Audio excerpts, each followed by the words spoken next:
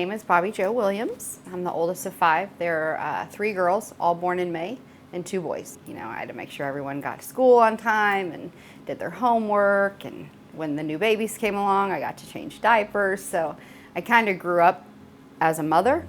So then when I was 19, I decided I was ready. And I started college and left college very quickly. And I saw an ad in the paper. I was just a little over 19.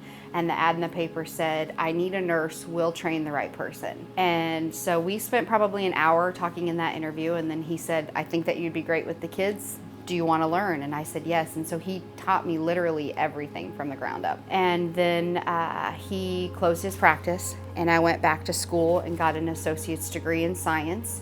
One day in urinalysis class, my lab partner said, Bobbi Jo, your HCG hormone is positive. And I said, what's an HCG hormone? And she said, that's the pregnancy hormone. I was scared. I was embarrassed. I was worried that my grandmother and my mother would be disappointed. I was trying to go to school and deal with all of those emotions and find a way to tell them. And when I did tell them, they just said, you know, we will love her the same way that we love you. So I wake up on November 17th and I call my mom crying because I thought I peed the bed. And my mom says, honey, your water broke. And I remember very vividly walking through the doors of the OB department. And my best friend, she grabs my hand and she says, are you ready? And I said, I don't know. And she said, the next time you walk out these doors, it's no longer about you. Like, you are officially a mother. Her dad and I had a very toxic relationship. And I kept hanging on, thinking things would change. At that point, I had to make the decision whether I was really serving her by hanging on to him or if I was hurting her, even though I didn't want to be the single mom. I was pretty depressed for a while, but some friends of mine invited me to a barbecue, and that's where I met my now ex-husband. And in the beginning, it was great. We had only been seeing each other maybe 4 months when I found out I was pregnant with my son. When we found out I was pregnant, he asked me to marry him. And for probably the first year of Cole's life, everything in the marriage was fine. He was an alcoholic, and instead of the drinking getting better, it got worse. I thought maybe I could utilize God to change him. And so we started going back to church, and we tried to get him to go with us, and he wouldn't. And then we all got baptized together, and I kept going and I kept praying, and nothing was changing. And one day I was flying down our stairs, and I remember thinking, if you just let me open my eyes at the bottom of these stairs, I'll take my kids and I will never look back, I promise. And I opened my eyes at the bottom of the stairs, and my babies were standing at the top, crying. And I knew in that moment that I had to go.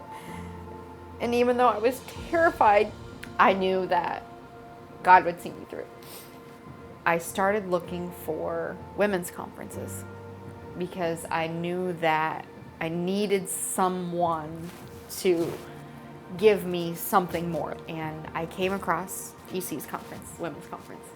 But I noticed on the Facebook page for the conference that a lady that I had sang at the Baptist church with had commented about how much fun she had. And so I actually messaged her and I said, did you go to that, Women Reaching Women conference? And she was like, yeah, why? And I was like, do you go to that church? And she's like, yep.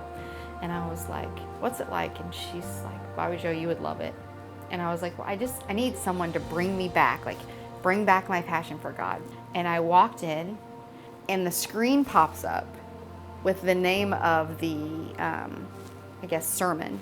And it said, Reigniting Your Passion for God.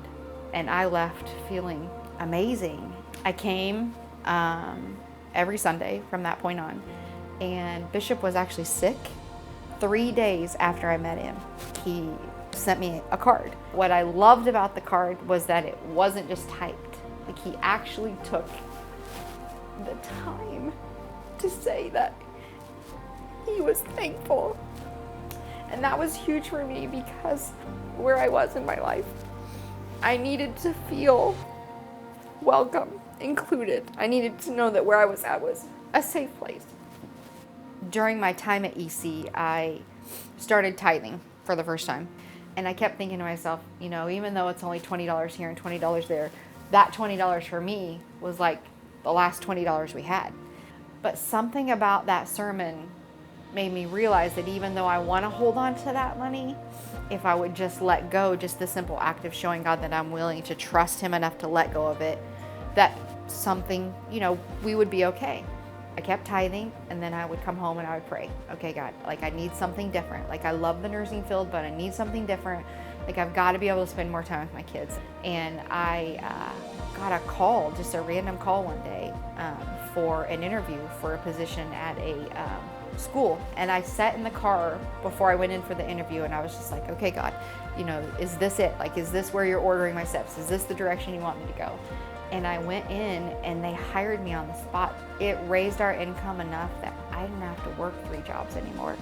I 100% totally believe in giving everything you have to God first, and the fact that he will turn around and make sure that you are okay. If you always make him the center of everything, whether it's good or bad, he will always make a way for you. And you will never, life will never be easy, but it's more peaceful.